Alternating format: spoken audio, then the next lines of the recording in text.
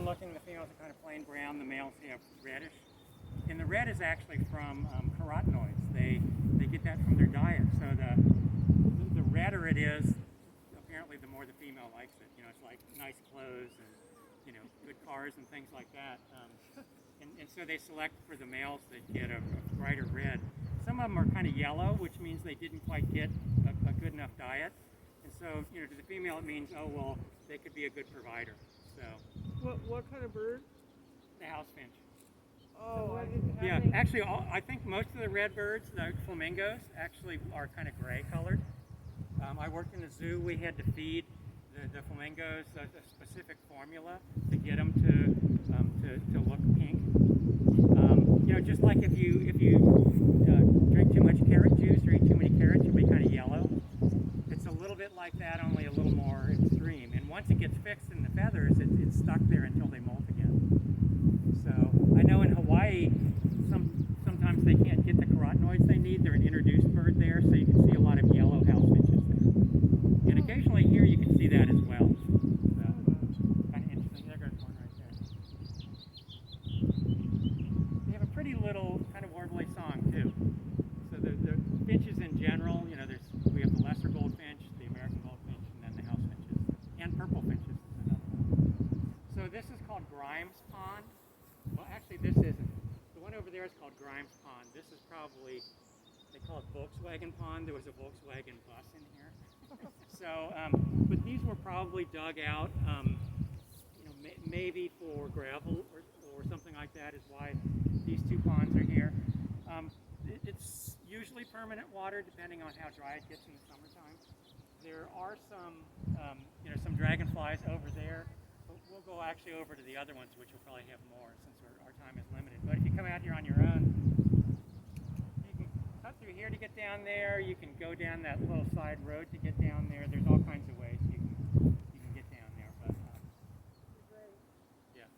What? You're brave. Well, yeah, if you're brave. It's pretty safe out here, even though there's a lot of, you know, people. I think they realize, you know.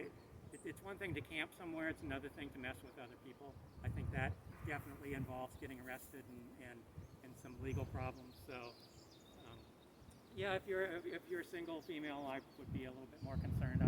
I've never had a problem out here. So. I wouldn't go over there either. That looks like candy in there.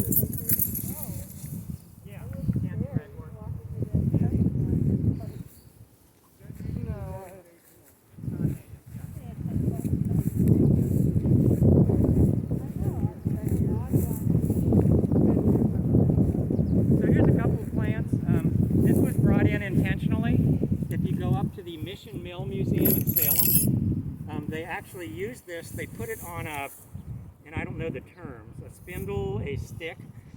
They put some of these flower heads on there once they are done flowering. And it's actually, even though it's called teasel, it's not to tease wool, it's to raise the nap.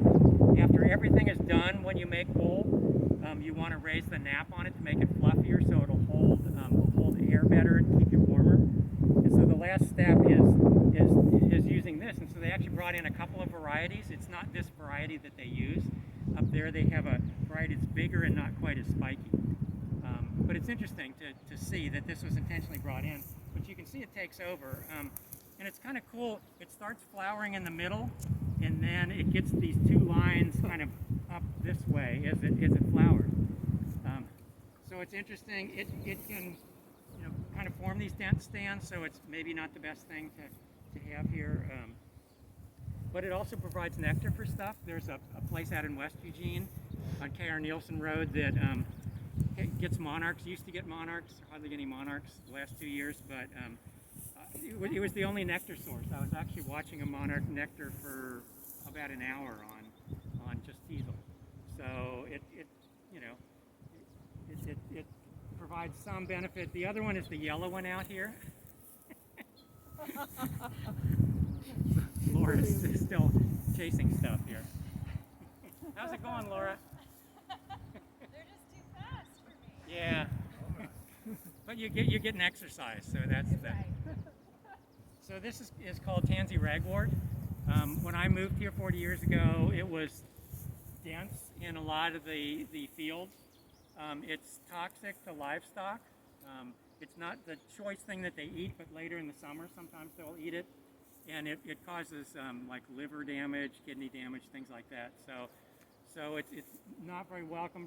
They introduced a cinnabar moth, those black and red bright moths, to eat it, and they and on some of these, I don't see them on these, but they get these yellow and black caterpillars.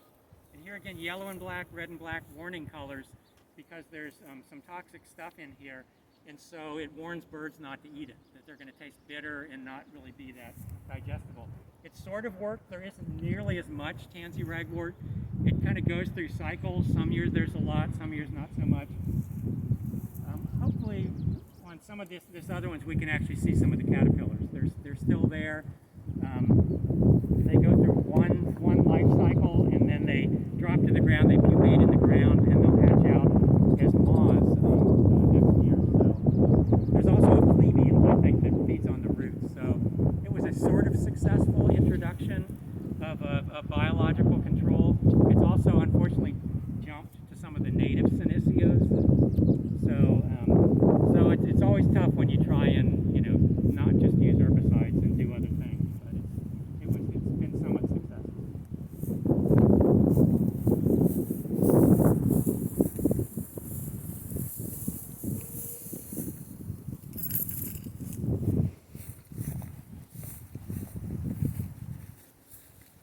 Another non-native plant, poison hemlock. That's all poison hemlock over there. That tall plant that looks like a asparagus gone bad. Yeah, it's in the same family as the Queen Anne's lace. It's umbelliferae, apiaceae, whatever it's called this year. But that's what Socrates actually was forced to eat for impiety and corrupting the youth. So it's pretty deadly. If you eat it, not to touch it.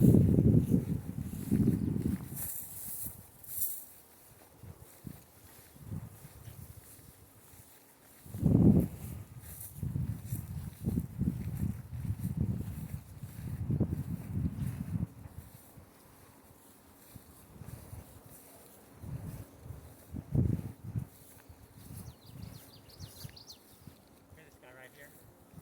Witchetty, witchetty, witchetty. We'll see something again.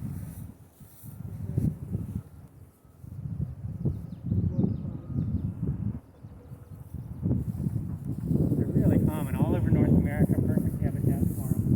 Whenever you want to see them, Yeah, they're very secretive. Sometimes early on when they first arrive, and their hormones are really amped up, sometimes you can fish and get them to pop up briefly. Yeah, common yellow throat. But this time of the year, another one over here doing a little variation, a little slower, witchetty, witchetty, witchetty. So this is called the A3 canal. It comes through here. And here again, it has a lot of non-native stuff. Reed canary grass.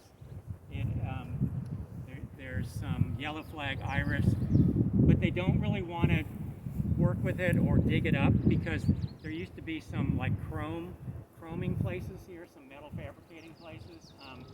So there's some bad stuff in here, and it would probably just sort of release that. So this was one of the old sort of drainage ditches through here.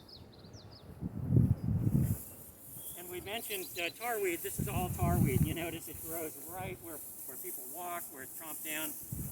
And if you go like that and smell it through your mask, you can even smell it through your mask. And it's good. This is a good thing. If you can smell through the mask, but I sure can. Oh, you can't. Well, hopefully you can still smell and taste, because that's a bad sign. We'll take your temperature next.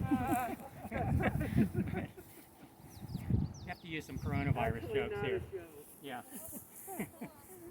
Well, it is until you actually get sick. We have to, use some gallows humor here. But the sticky stuff on here, and you notice there's little tiny hairs, those are called trichomes. And trichomes are on all kinds of plants. They produce all kinds of interesting chemicals. THC and CBD are actually produced by trichomes on, cannabis, sativa, and other things. And on this, there's an idea that what they might do is produce that secretion so that if something that wants to eat it lands on there, it'll get sticky and maybe get stuck, and then a predator will come along and eat it. So it might be a defense to keep it from getting eaten. The trichomes on here. Does it prevent them from eating it though, if they don't get sticky? It might. I wouldn't want to eat it if I, if I had some food that had sticky, stinky hairs on it, I would be less inclined to eat it. I might send a gift back. That's cute.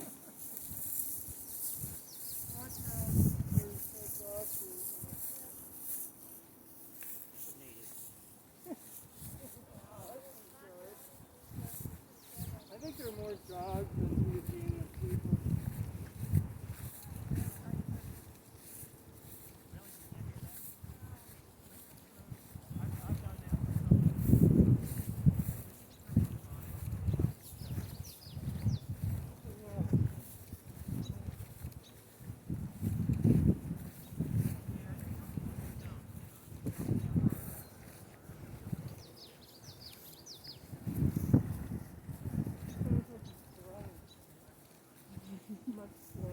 Mm-hmm. I've never been over here. Me either. No, it's fun.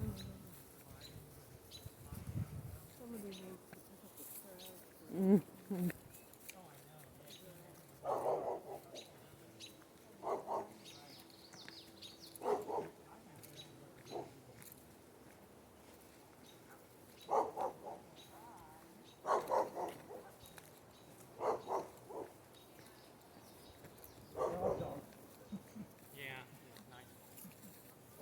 This had a, what probably does again, it has a huge camping area here. Tell you what, I'll do this the easy way. We'll kind of go through here and around.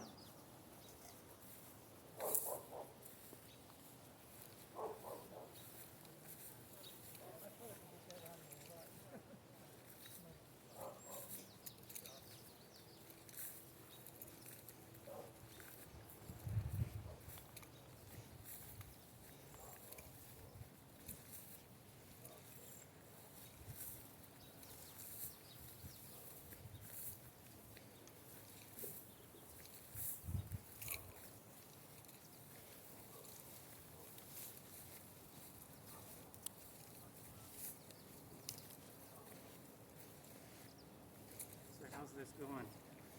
Good, yeah. I think so. We'll see how it uploads. Oh, so this is not live? This is... No, it was live earlier, but then the camera ran out of juice, so Okay. I had to switch to just recording for YouTube. Well, that's good. I can tell because I had a couple of people that wanted to come along, so Great, yeah.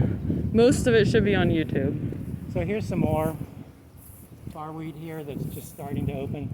There's 3 or 4 different kinds here. This is about as much as this one opens, and I don't know the different ones. It's Media is the genus. There's Media sativa, conglomerata, elegans. So we'll cut across here a little bit, and then we'll skirt around the ponds here.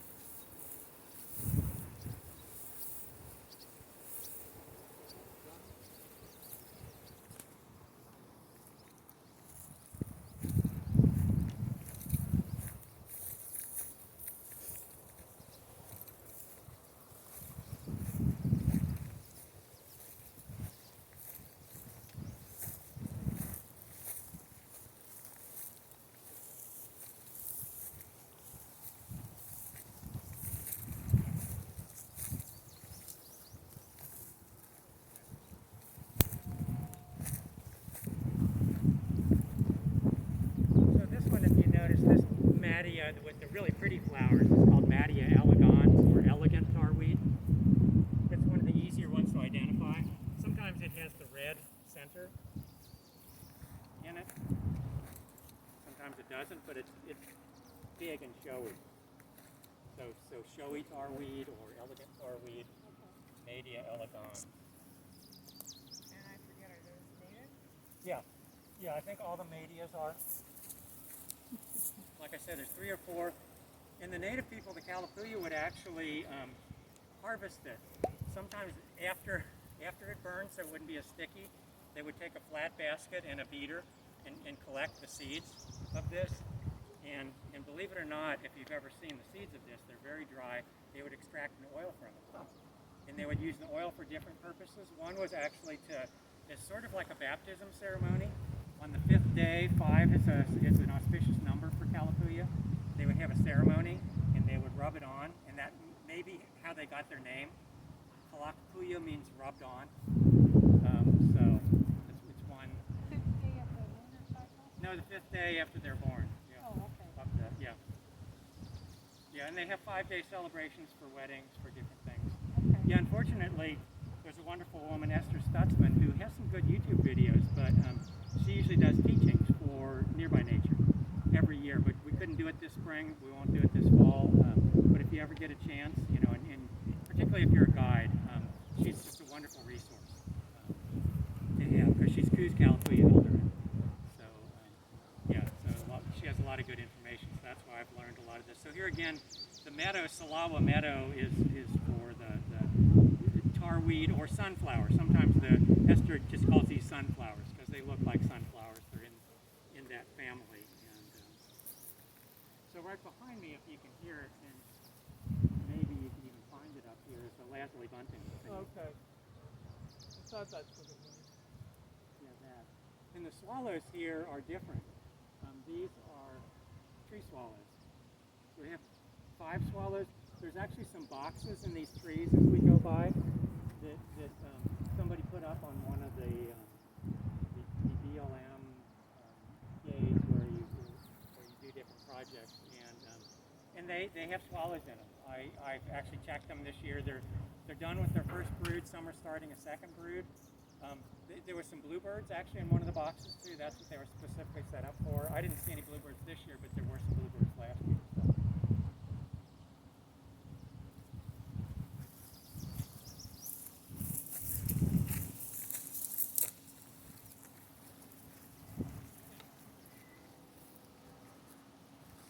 Do you have your keys and things? Oh, okay. I was like, perfect. Oh, nice. At least something. Mm-hmm.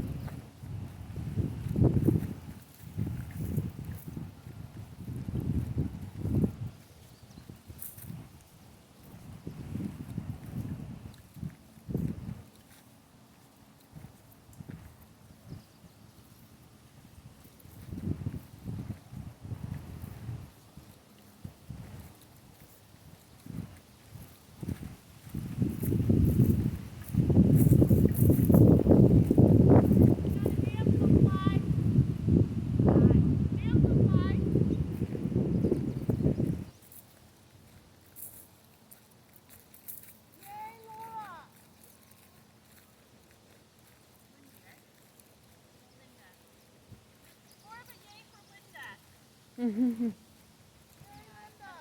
Gotta find it in here. There it is. There it is. We have all kinds of things, but most exciting of which is the damselfly. Good eye, Linda. Good eye.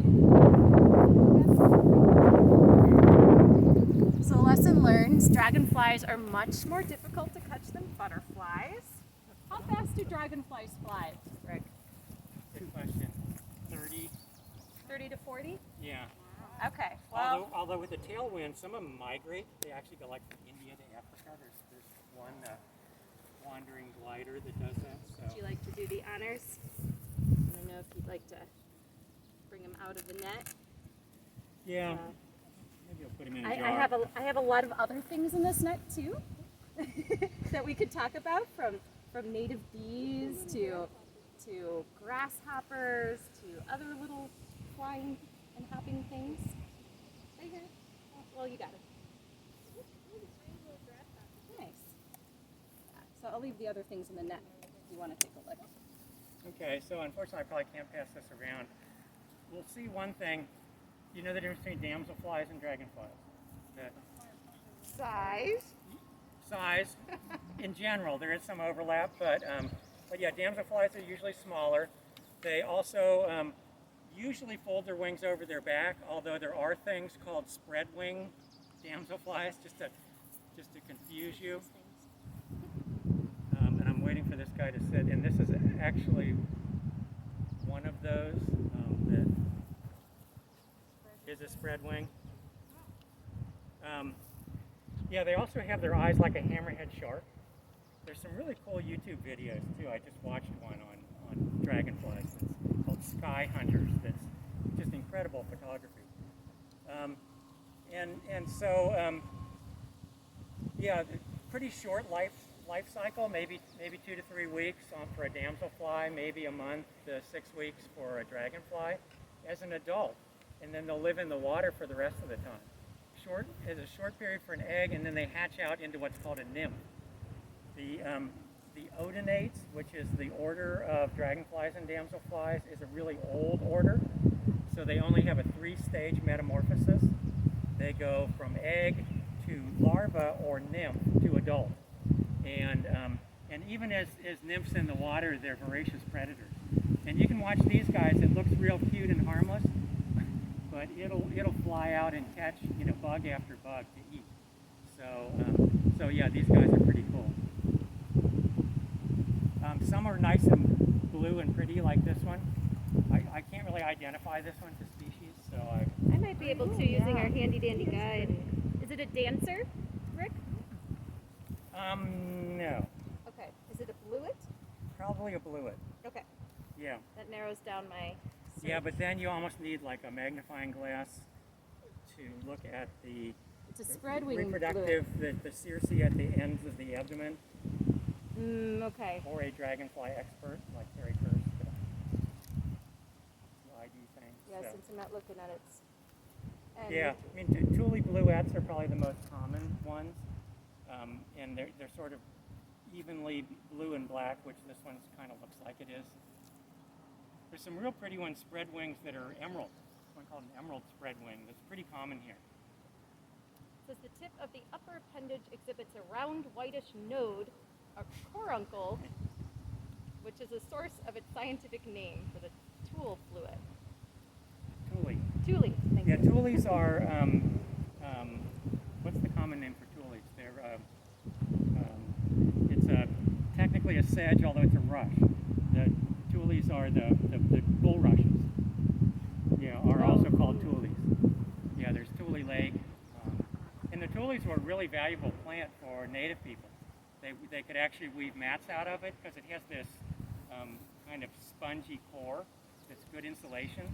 And so they could use it for mats. They could put it on frames to make a building if they were kind of semi-pneumatic. So Thules were used for a lot of things. They were used for duck decoys. Yeah. It says they could be found in Eugene at Grimes Ponds. Okay, well that's Grimes Pond, so Right here. this isn't it. So this is probably not a Thule bluet. Well, the other thing is, Pretty when specific. they did this book, it was like 1999 to 2009. They came out here regularly, and here again, there's a whole history to these ponds. They're not natural ponds. These were mitigation ponds for widening of the belt line, which actually is this way. So if you destroy a wetlands, like alongside the belt line, you have to create wetlands if you can create them. But for some reason, these turned out to be perfect for odonates. They found 40 different species here. I think they would average 20 on any given day between 1999. Although now the cottonwoods have grown up, which sucks and transpires some of the water out.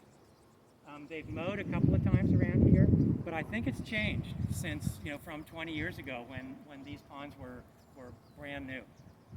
So they scraped 3 ponds of different depths. In the wintertime, it kind of is 1 pond when it's in wet years. So that's what I was going to do. I was going to kind of circumnavigate around here. We have about a half hour Okay. needed to make it Well, I was back. making good time until somebody stopped me to Yeah. look Well, at this geez. damselfly that I can't identify. So I just walked past the things I can't identify. Oh, there it goes. You Well, I free promised I'd catch something. Okay. Oh,